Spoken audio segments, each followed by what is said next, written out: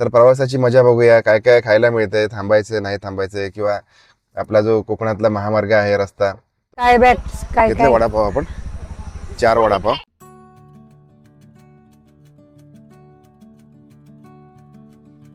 नमस्कार, सुप्रभात. समोरचा नजारा बघून घ्या. सकाळचे 6:30 ते 6:45 वाजलेले आहेत आणि थेट कोकणातून आपल्या सगळ्यांसाठी आता व्हिडिओ सुरू करत आहोत. आजचा आमचा प्रवास असणार आहे खेडपासून ते संगमेश्वरपर्यंत. तर आपण रस्ता पण बघूया, तर प्रवासाची मजा बघूया, काय काय खायला मिळतंय, थांबायचं नाही थांबायचं किंवा आपला जो कोकणातला महामार्ग आहे रस्ता तो खेडपासून संगमेश्वरपर्यंत कसा आहे ते बघूया. कुठे कुठे उड्डाणपूल आहेत, मध्ये काय काय गावं लागतात ते आपण सगळं बघूया. So stay tune. चलो.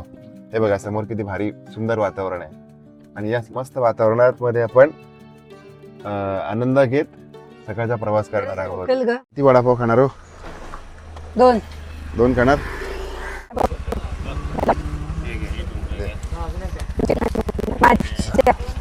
म्हणजे स्काय बॅट्स काय घेतले काय वडापाव आपण 4 वडापाव. स्काय बॅट का काय स्काय येते ना दस्तुरी त्याच्यावर. नाका, खेडच्या अगोदरचा दस्तुरी नाका आहे, तिथे थांबलो कारण खेडमध्ये आलोय आणि खेड पण आता मस्त डेव्हलप झालंय. रस्ते सोडून खेड डेव्हलप झालंय. सगळ्या गोष्टी, दुकान वगैरे, छोटे छोटे मॉल्स दिसतात रस्त्याच्या आजूबाजूला आणि नुकताच खेडेकर साहेबांचा भाजपमध्ये पण प्रवेश झाला आहे. त्याच्यामुळे काय काय तरी गोष्टी होतील, चांगल्या गोष्टी होतील.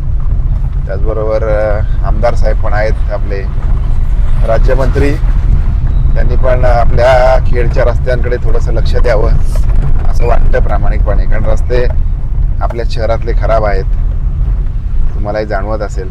करा निश्चितच लवकरात लवकर. हे बघा आता आपण आलोय स्टँडच्या थोडंसं मागे आणि खूप सारे शॉपिंग कॉम्प्लेक्सेस वगैरे आहेत. तहसीलदार दंडाधिकारी ऑफिस आपल्या डाव्या बाजूला आणि आता उजव्या बाजूला बस स्टँड असेल. सकाळची वेळ आहे. स्वर्गीय मीनाताई ठाकरे सभागृह पण आहे या बाजूला. हे बघा नवीन झालंय, लग्नाचा हॉल वगैरे. आणि हे बघा खूप सारे दुकान झाले आता खेडमध्ये, छोटे छोटे शॉपिंग कॉम्प्लेक्स झाले. डाव्या बाजूला उजव्या बाजूला खेडचा बस स्टँड लय भारी मध्ये. म्हणजे आपण थोडं शॉर्टकटने चाललो कारण भरणे नाक्यावरून जर गेलो असतो ना तर ट्रॅफिक लागलं असतं, थोडं उशीर झाला असता. तर ही कुठली नदी आहे माहिती तुला? कुठली तरी नदी आहे, छान आहे एकदम. एकदम आवळ आणि छोटा ब्रिज आहे बघा. एकदम मला असं वाटतं त्या साईडचं दाखव किती दुःख पडलंय, जबरदस्त दुःख आहे. आणि समोरचा ब्रिज पण दाखव किती छोटा ब्रिज आहे. मला असं वाटतं इंग्रजकालीन असा ब्रिज आहे हा. आणि खेडमधून तुम्ही डायरेक्टली हे सगळं बायपास करून, भरणे नाका बायपास करून तुम्ही हायवेला बाहेर पडू शकता किंवा स्टेशनकडे बाहेर पडतो. पण कधीतरी ते मोठी जर का गाडी आली ना तर आपल्याला थोडस भीती वाटते की प्रॉब्लेम होतो. असं होतं ते. त्याच्यामुळे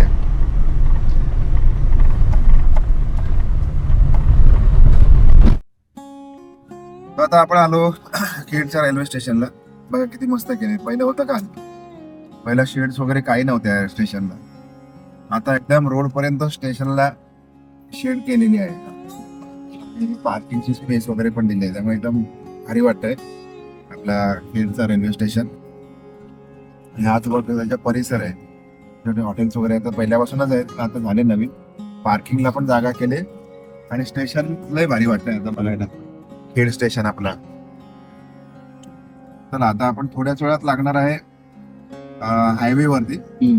रस्ता तर चांगलाच असणार आहे 100%. पण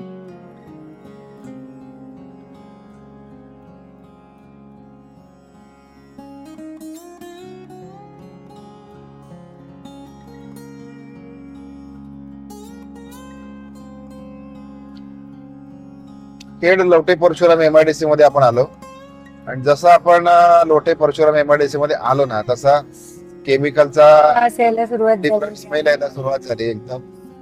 त्याच्यामुळे इकडचे लोक कसे राहतात ना ते त्यांचं त्यांनाच माहिती. खूप स्मेल आहे एकदम हार्श असा स्मेल कंटिन्युअसली या भागामध्ये येतो. आणि पीर लोटे ही जी गावं आहे त्या गावामध्ये माणसंच राहतात या अशा इतक्या पोल्युटेड एन्व्हायरमेंट मध्ये. त्याच्यामुळे हॅट्स ऑफ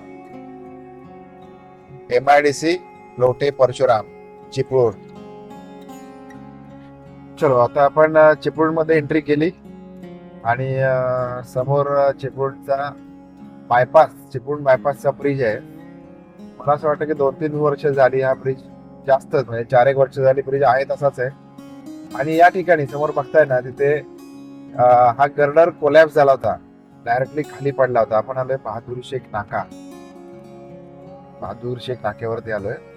आणि या ठिकाणी आहे ना गर्डर डायरेक्टली कोसळला, मोठा आवाज झाला, सगळी पब्लिक घाबरलेली होती.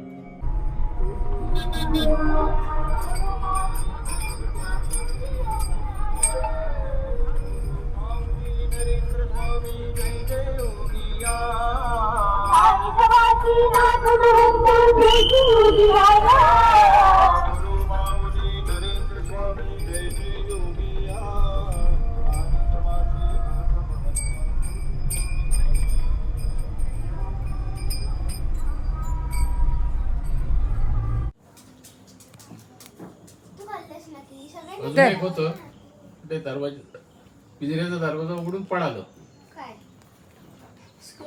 खारुताई पिल्लं आणलेली का? या साहेबांनी आणलेली. याने नव्हे, याच्या अगोदर होता त्याने.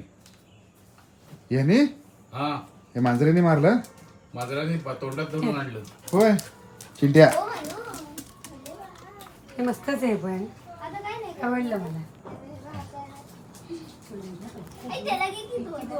म्हणजे दोन्ही आणलं होय? किती गोड आहे. दोन्ही आणलं, दोन्ही पिलं ह्यानी आणलं. एक एक हा तिकडे हे मिळालं.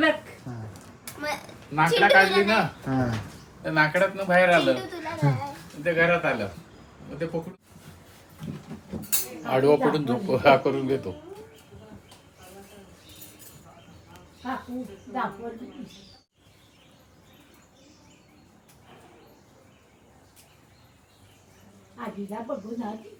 उद्या जाणार आहे. उद्या आधी म्हणलं लांबचा प्रवास करून येऊ, मग उद्या सकाळी जाऊन येऊ.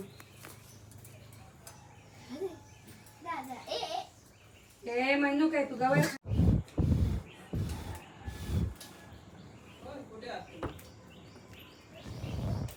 ते बाई कसं मसाज करून